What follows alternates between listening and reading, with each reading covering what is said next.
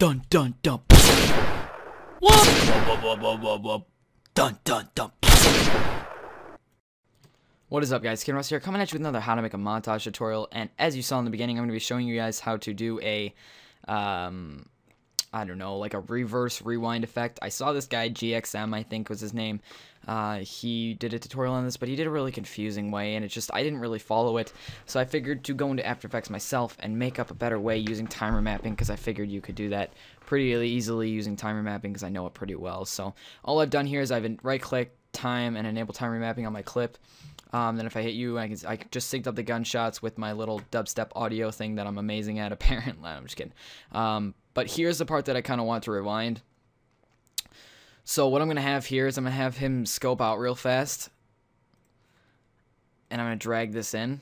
So once we get to the part we want him to rewind, what I'm going to do is I'm going to go back to right where he scopes out.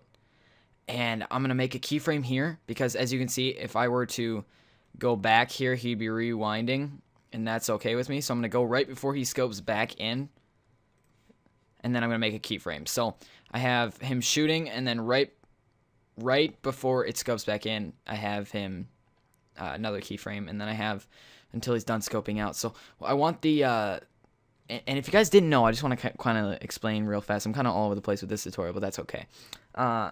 Basically, what timer mapping is it freezes something in a frame. A keyframe keeps that picture, and you can move that frame around anywhere you want, pretty much. So if I want the thing to end here, I can just drag this frame over, and now it'll scope out, then it'll rewind back in, and then if I wanted, I could drag this all the way out here, and then he could rewind back in, and then right as he's done rewinding back in, I would actually have to move it one more frame over, I think.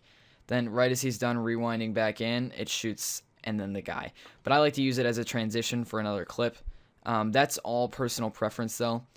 So I can just have him rewind, and then he can go back and then shoot again. So pretty much that's as easy as it is. I could do it again right here if I wanted to. So if I just made a keyframe to lock that place, and then I made a keyframe right after he was done scoping. So right here, I could do it again.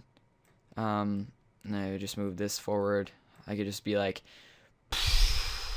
rewind, and then go back again, rewind, then go back again for the shot.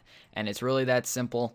I'm just going to ram preview it out. My audio is not working on my After Effects, so that's why I can't do this. I'm going to have to get that figured out. But here's just what it looks like. You guys saw it in the beginning. It's that easy. So just take your keyframes, move them over once you have the spot locked into place. And it's like, bam, rewind, bam, rewind. And you can also put another clip in right there. So we have it so hang on, if I were to go back here, if I just hit U, so you can see our keyframes. So he scopes back in, and bam, if I were to just put another clip on, pretend this is another clip, just pretend, I know you're pretending, enable timer mapping or something. And that was my gunshot marker. Just left bracket to trim it. So now we have this, and it goes bam. And I know that was really hard to see there, but it would go into the other clip. But so it's a transition, and it also just looks kind of cool if you're gonna sync it up with your music. So I hope you guys enjoyed this tutorial. I saw this effect, liked it. I'm gonna be doing my that gun headshot feed thing wipe that you guys saw on my rated R edit next. But I hope you guys enjoyed the tutorial, and I will see you all later. I don't know why I did that, but yeah, peace.